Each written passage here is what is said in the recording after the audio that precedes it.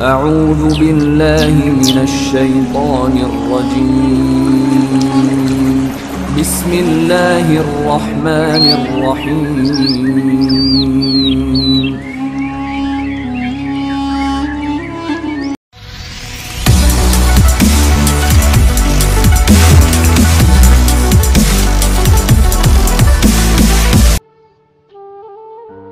Kitab Daqaiqul Akbar bab 25, penjelasan tentang tiupan sangkakala kebangkitan.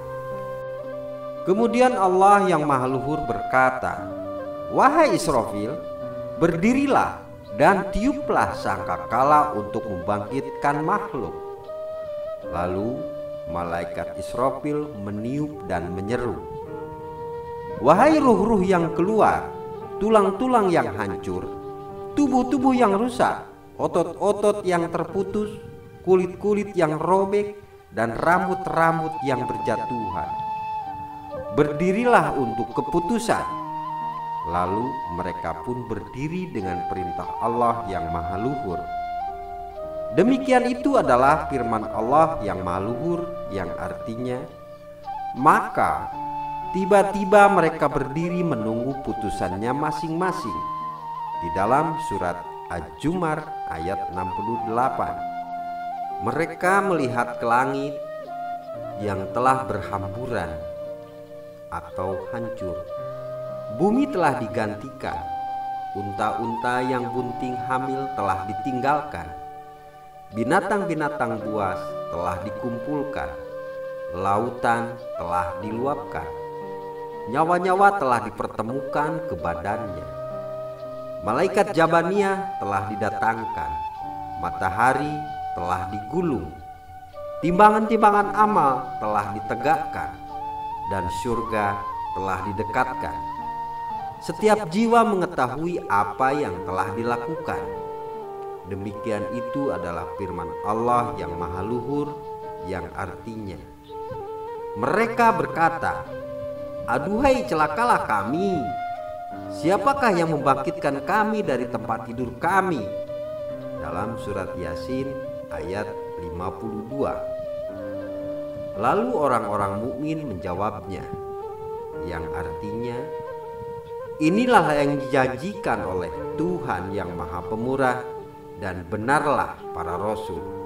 Dalam surat Yasin ayat 52. Maka mereka pun keluar dari kuburnya dalam keadaan tak beralas kaki dan telanjang. Rasulullah Shallallahu Alaihi Wasallam pernah ditanya tentang makna firman yang Maha Luhur, yang artinya, yaitu hari yang pada waktu itu ditiup sangkakala, lalu kamu datang berkelompok-kelompok. Dalam surat An-Naba ayat 18.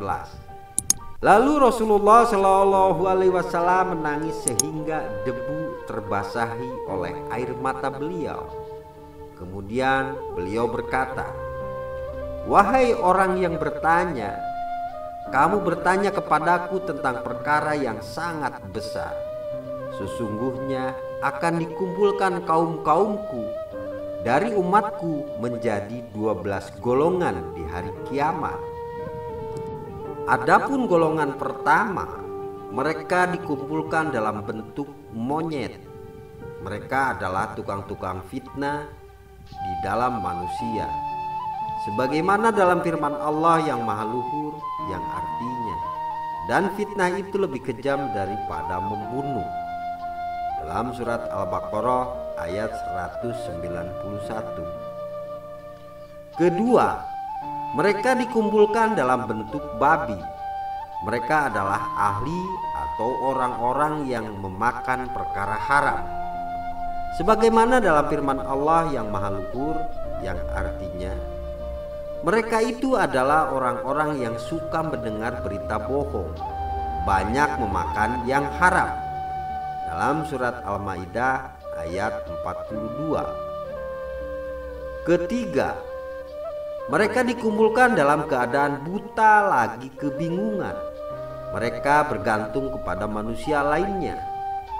Mereka adalah orang-orang yang melewati batas di dalam hukum, sebagaimana dalam firman Allah yang Maha Luhur yang artinya, dan menyuruh kamu apabila menetapkan hukum di antara manusia supaya kamu menetapkan dengan adil. Sesungguhnya Allah memberi pengajaran yang sebaik-baiknya kepadamu. Sesungguhnya Allah adalah Maha mendengar lagi Maha melihat. Di dalam surat An-Nisa ayat 58. Keempat, mereka dikumpulkan dalam keadaan tuli dan bisu. Mereka adalah orang-orang yang membanggakan amal-amal mereka, sebagaimana Allah yang Maha Luhur berfirman, sesungguhnya Allah tidak menyukai orang-orang yang sombong lagi membanggakan diri. Dalam surat Al-Luqman ayat 18. Kelima, mereka dikumpulkan sedangkan nanah mengalir dari mulut-mulut mereka dan mengunyah-ngunyah lisan mereka sendiri. Mereka adalah ulama-ulama yang tidak sejalan antara ucapan dan perbuatan mereka, sebagaimana Allah yang Maha Luhur berfirman yang artinya, mengapa kamu suruh orang lain mengerjakan kebaktian sedang kamu melupakan diri kewajibanmu sendiri, padahal kamu membaca Alkitab. Dalam surat Al-Baqarah ayat 44. Keenam, mereka dikumpulkan dan tubuh mereka terdapat luka dari api. Mereka adalah orang-orang yang bersaksi dengan dusta. Ketujuh, mereka dikumpulkan dalam keadaan telapak kaki mereka berada di atas dahi dengan diikat pada jambul kepala dan mereka lebih busuk daripada bangkai. Mereka adalah orang-orang yang mengikuti syahwat, kenikmatan dan perkara haram, sebagaimana Allah yang Maha Luhur berfirman yang artinya, itulah orang-orang yang membeli kehidupan dunia dengan kehidupan akhirat. Dalam surat Al-Baqarah ayat 86. Kedelapan, mereka dikumpulkan seperti orang mabuk, terjatuh ke kanan dan terjatuh ke kiri. Mereka adalah orang-orang yang mencegah hak-hak Allah, sebagaimana Allah yang Maha Luhur berfirman yang artinya, hai orang-orang yang beriman, nafkahkanlah di jalan Allah sebagian dari hasil usahamu yang baik-baik dan sebagian dari apa yang kami keluarkan dari bumi untuk kamu.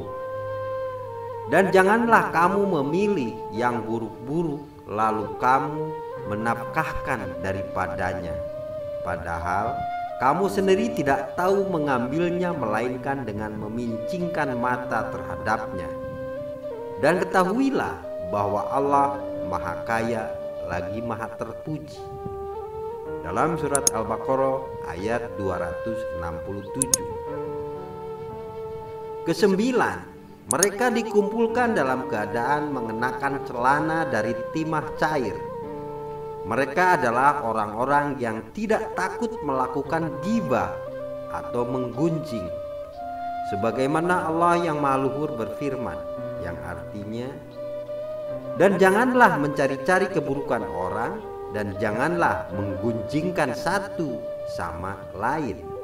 Dalam surat Al-Hujarat ayat 12. Kesepuluh, mereka dikumpulkan dalam keadaan lisan-lisan keluar dari mulut. Mereka adalah orang-orang yang suka namimah atau mengadu domba. Kesebelas, mereka dikumpulkan dalam keadaan mabuk. Mereka adalah orang-orang yang berbicara di dalam masjid-masjid dengan pembicaraan dunia, sebagaimana Allah yang Maha Luhur berfirman yang artinya, dan sesungguhnya masjid-masjid itu adalah milik Allah.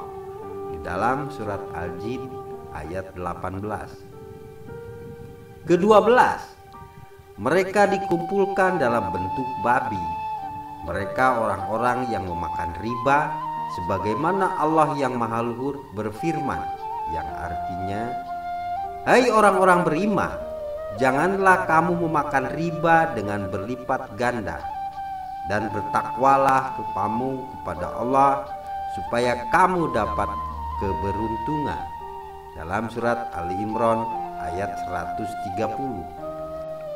Di dalam sebuah khobar dari sahabat Muadz bin Jabal dari Nabi Muhammad SAW bersabda, tatkala hari kiamat, hari nelangsa atau kesedihan dan kesusahan, dan hari penyesalan, Allah yang Maha Luhur mengumpulkan umatku dari kubur-kubur mereka menjadi 12 kelompok.